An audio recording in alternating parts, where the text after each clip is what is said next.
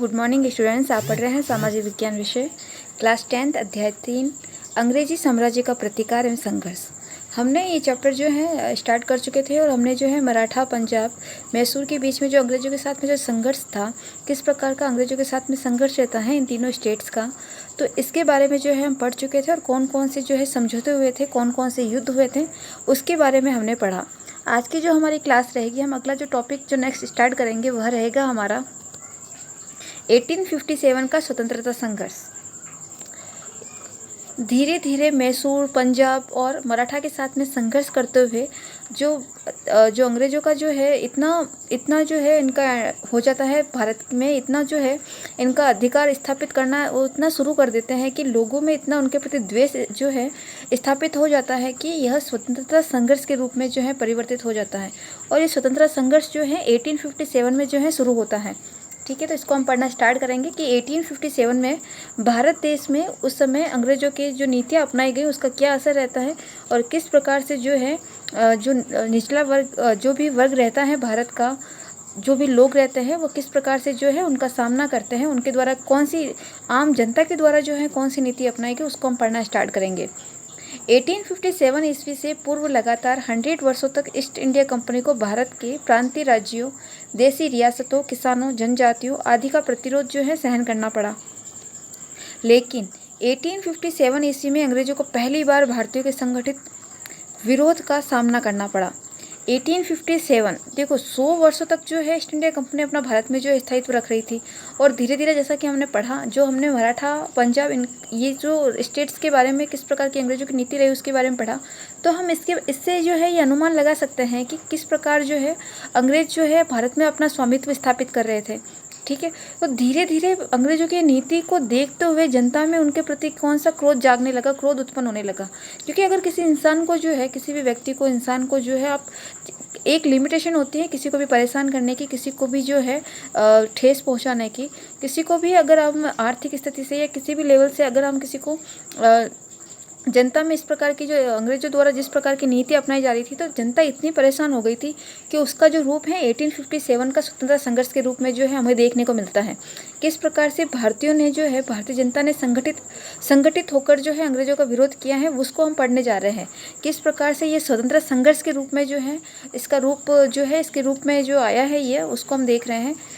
आगे देखिए, लेकिन अंग्रेजों ने कूटनीति एवं आपसी फुट का लाभ उठाकर इस प्रतिरोध को क्या कर दिया, विफल कर दिया। वापस जो है अंग्रेज जो है जो स्टार्टिंग से अपनी नीति अपनाए हुए हैं, फुट डालो राज करो की नीति, उसको अभी तक कंटिन्यू कर रहे हैं और कंटिन्यू करते करते फिर से जो है वो जो भारतीयों का जो संगठित जो था उस विरोध का जो है वापस उस प्रतिरोध को क्या कर देते हैं, वह विफल कर देते हैं।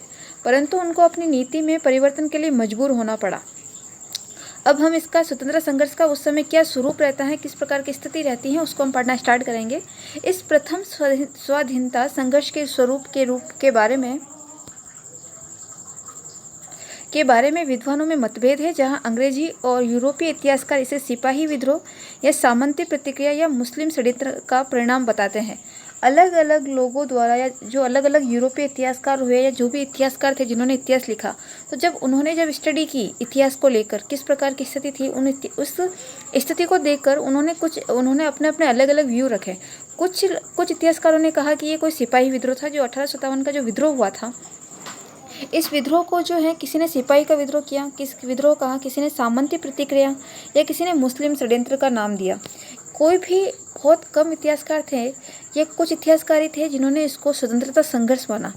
बाकी इतिहासकारों ने इसको सिर्फ विद्रोह ही माना है या किसी को षड्यंत्र का जो है इसको नाम दिया है।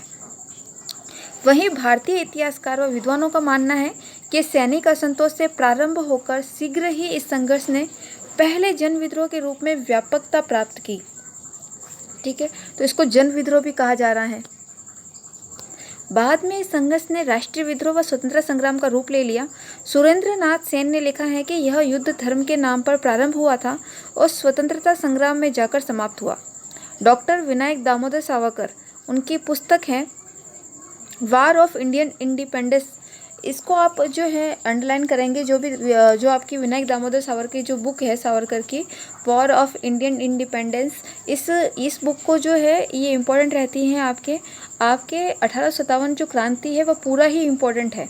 ये इसका किस प्रकार से इसका रूप उत्पन्न हुआ, किस प्रकार का स्वरूप था और इसके कारण क्या क्या रहते हैं, किस प्रकार का प्रारंभ प्रसार रहा, ये पूरा ही जो है 1857 की क्रांति जो है बहुत इंपॉर्टेंट है।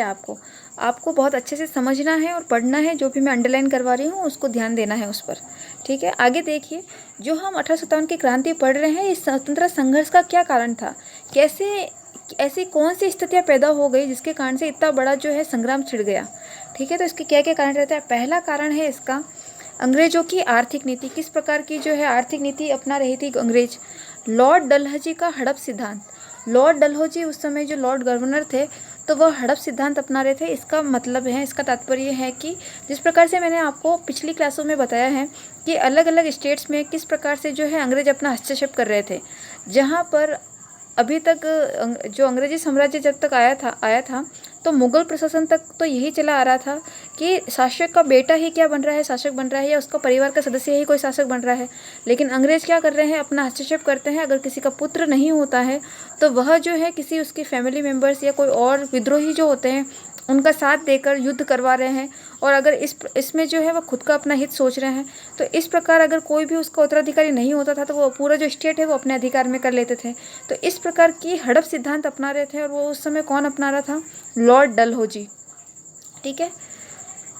आगे देखिए, अंग्रेजों की साम्राज्य विस्तार की नीति। अंग्रेज का एक यही एम रह गया था, क्योंकि ये व्यावसायिक कंपनी के रूप में अंग्रेज यहाँ पर आए थे भारत देश में।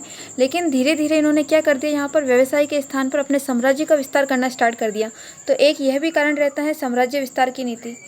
अगला नेक्स्ट कारण रहता है आपका सामाजिक, धार्मिक और सैनिक कारण। सामाजिक कारण, धार्मिक और सामाजिक इस प्रकार से है क्योंकि अलग अलग धर्म के लोग भी थे। सैनिक कारण इसलिए क्योंकि अंग्रेजों ने, हम पढ़ रहे हैं कि साम्राज्य का विस्तार कर रहे, तो अंग्रेजों ने क्या किया, यहाँ पर अपने खुद की जो सेना है वो बनाई। उस समय क्या हो रहा था, अंग्रेज जो है एक सेना बना रहे थे, यानी कि वह एक पूरी जो है ब्रिगेड जो होती सेना की वो पूरी अपने अंडर में तैयार करते थे। और वो तैयार करने के बाद में जो शासक होते थे, जिनको उनकी सेना चाहिए होती थी, जिनको सहायता चाहिए होती थी, तो वो सेना को है वो हेल्प के रूप में देते थे। उस समय अंग्रेज ये कार्य जो है इस प्रकार का कार्य कर रहे थे। तो सैनिक कारण में भी यह था, इनका सैनिक कारण उस समय मुख्य कारण यह था, जो अभी हम आगे कंटिन्यू करेंगे तब पढ़ेंगे कि किस प्रकार से जो है सैनिकों को अंग्रेजों द्वारा जो है कारतूस जो दिए जाते हैं, तो उसमें जो है कहा गया कि उस कारतूस में जो है जो गाय जो होती है उसमें गाय जो चर्बी वाले जो कारतूस थे वो गाय की चर्बी के कारतूस उनको दे दिए गए थे। तो वो जो कारतूस जो थे वो उनको मुँह से जो लगाकर करने होते थे। तो जो भारतीय जनता थी वो आप सभी जानते हैं कि गाय का वो कितना जो है सम्मान करते हैं, कितना जो है गाय को मानते हैं भारत में। तो अगर उनको यह चीज़ की गई कि वो जो चर्बी थी गाय की उसको जब अगर वो मुँह से लगाएंगे, जो शाकाहारी व्यक्ति थे, जो पंडित व्यक्ति थे सैनिकों के अंतर्गत, तो इस प्रकार की जब नीति सैनिकों को पता चली कि अंग्रेज हमारे साथ में इस प्रकार का जो है कार्य कर रहे हैं, उनको ऐसे कारतूस दिए जा रहे हैं जो चर्बी वाले हैं, तो उनको जो है ये बात जो है रास नहीं आती है और वो विद्रोह कर देते हैं, ठीक है। तो ये भी एक कारण रहता है, सैनिक कारण भी रहता है। और मुख्य ज़्यादातर जो कारण माना जाता है, मुख्य जो 1857 का क्रांति का जो कारण माना जाता है वह एक सैनिक कारण ही माना जाता है। ये बाकी के जो कारण हम पढ़ रहे हैं, आर्थिक, हड़प सिद्धांत, साम्राज्य विस्तार की नीति, सामाजिक, धार्मिक कारण, ये जो है इसके पीछे के वो कारण रहते हैं, मतलब कि सब एक साथ में मिल जाता है उस समय। लेकिन जो मुख्य कारण जो रहता था उस समय उसकी क्रांति के उत्पन्न होने का, वह सैनिक कारण था, ठीक है। आगे देखिए, स्वतंत्रता संघर्ष का प्रारंभ व प्रसार। सैनिकों के चर्बी वाले कारतूसों के प्रयोग से मना करने पर अनुशासनहीनता का अपराध लगाकर उनको दंड दिया गया। अंग्रेजों ने क्या किया, जैसे कि मैंने आपको बोला कि चर्बी वाले कारतूस का जो प्रयोग करने के लिए सैनिकों को दे दिए गए थे, तो सैनिकों को ये बात जब रास नहीं आती है, मना कर देते हैं, तब अंग्रेज क्या करते हैं, उनको यह कहकर दंड देते हैं कि इन्होंने क्या किया है, अनुशासनहीनता का अपराध किया है। तो ये अपराध उन पर लगाते हैं और उनको दंड देते हैं। 29 मार्च 1857 को बैरकपुर की छावनी में सैनिक मंगल पांडे ने विद्रोह कर एक अधिकारी की हत्या कर दी। तो ये जो शुरू हो रहा है वो कहाँ से शुरू हो रहा है, आपका बैरकपुर छावनी से। सभी इसको अंडरलाइन करेंगे, कहाँ से स्टार्ट हो रहा है ये 1857 की क्रांति।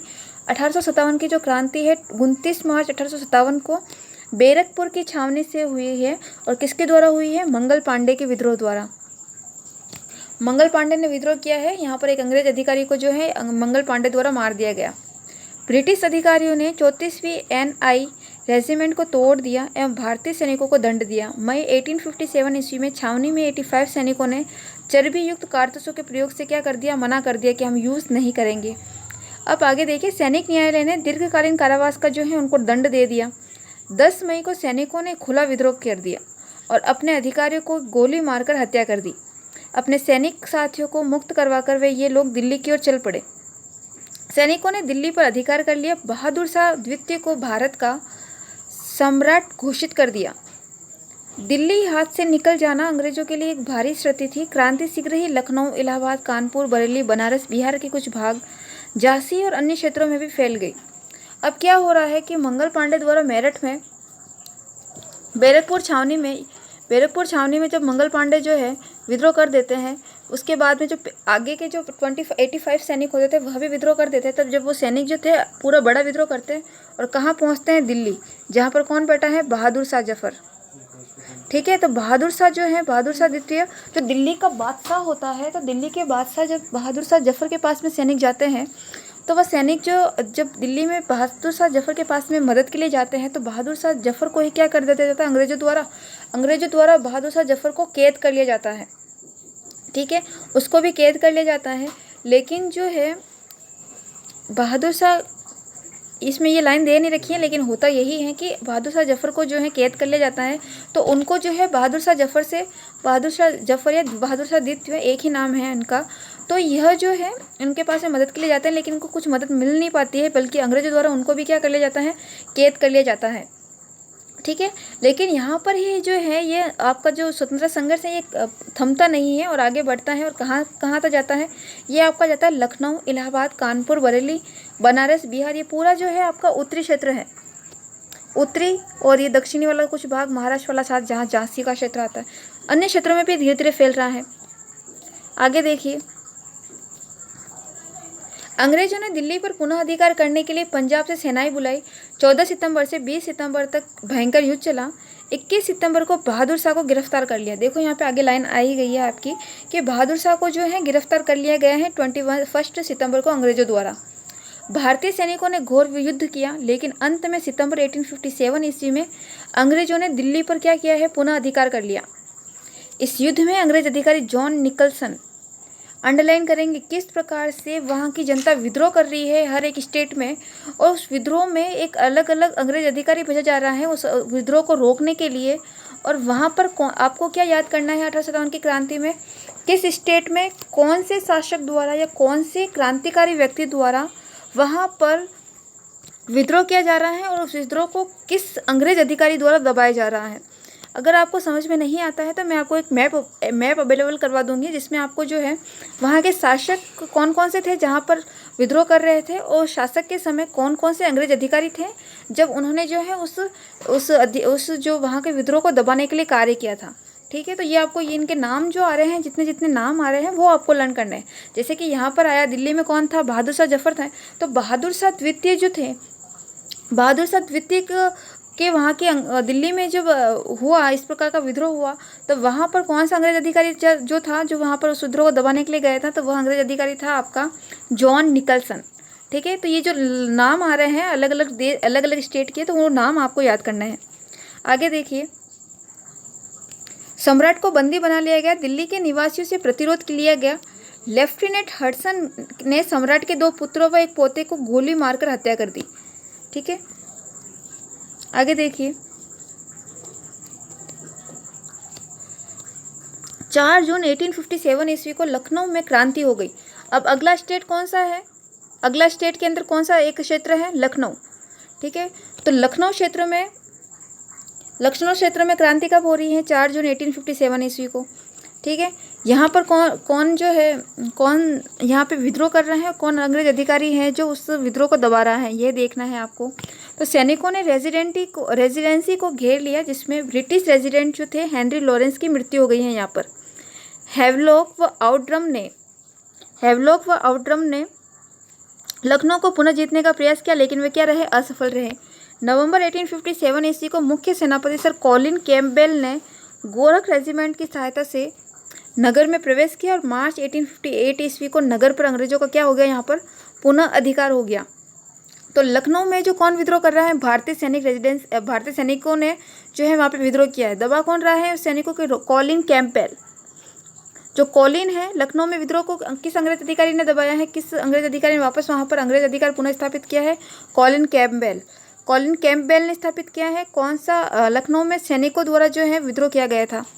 आगे देखिए 5 जून को, उस अगले ही दिन 4 जून के बाद में 5 जून को कहाँ पे हो रहा है, कानपुर में, यूपी।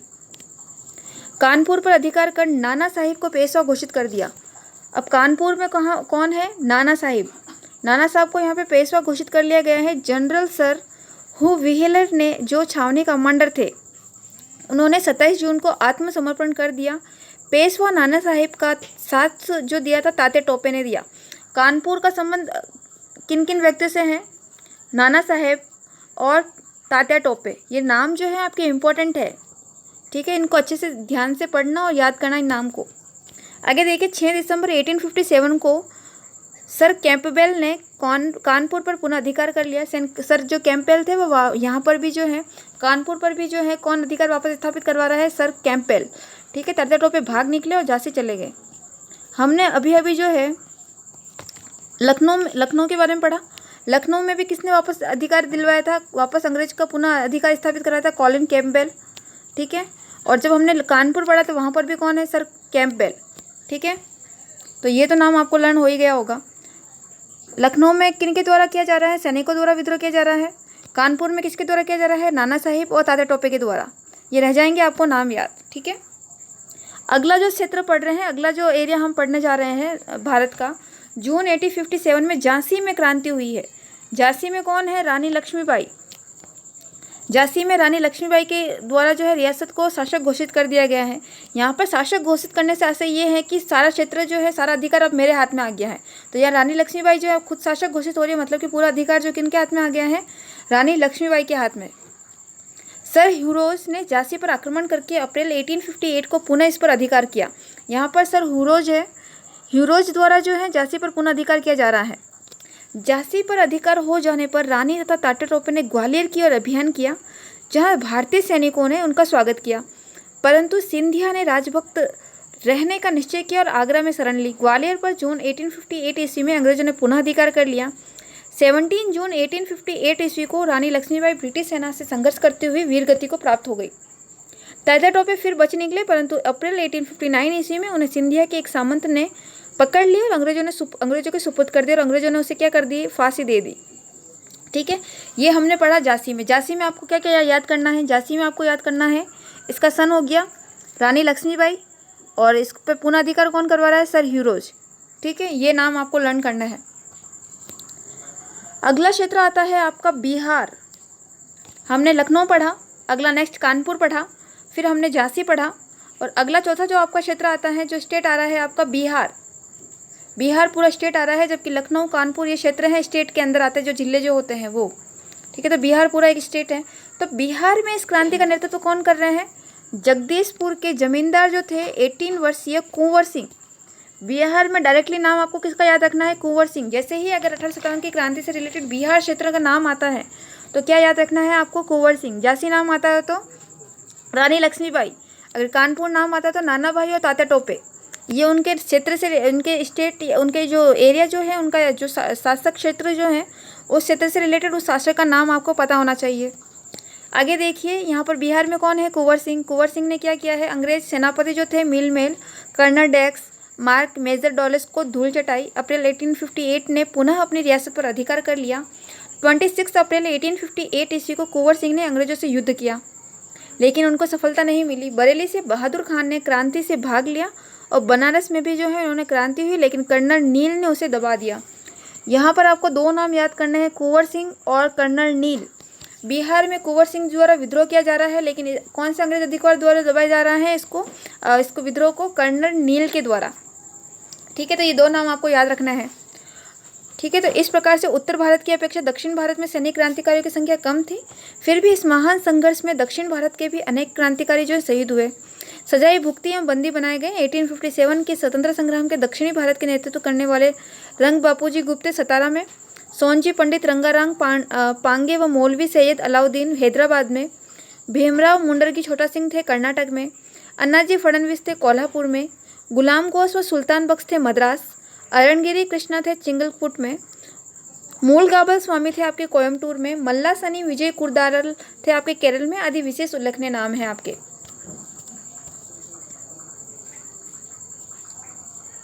इस प्रकार 1857 का स्वतंत्रता संघर्ष जो है संपूर्ण राष्ट्र में व्याप्त रहा तथा इस संघर्ष में सैनिकों के साथ सभी क्षेत्र, भाषा, धर्म, जाति के लोगों एवं कृषक जमींदारों ने भी क्या लिया था, भाग लिया था।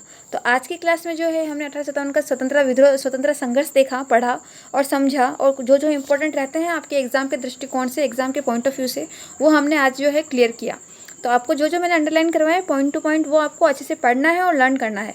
कल की क्लास में हम जनजातीय आंदोलन पढ़ेंगे। आज के लिए इतना ही। Thank you.